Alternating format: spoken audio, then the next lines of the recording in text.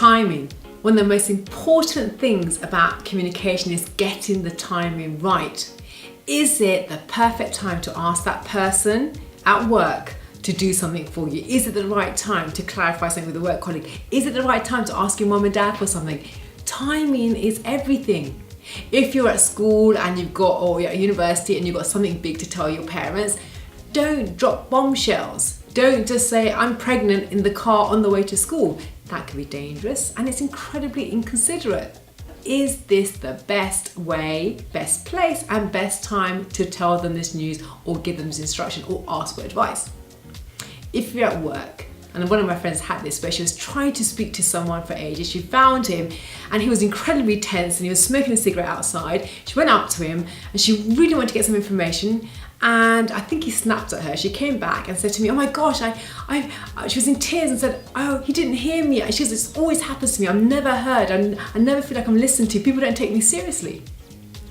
Now I witnessed the state that this guy was in and I said to her, okay, you have to take some responsibility here. Was this the best time to approach him?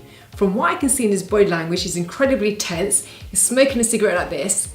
Is that the best time to ask him for a question? Secondly, he was in the middle of doing a big task and it was a very time constrained task and he was on a deadline.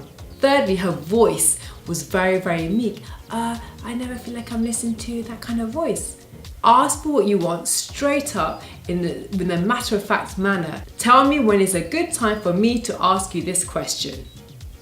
Without emotion, in a nice, confident tone.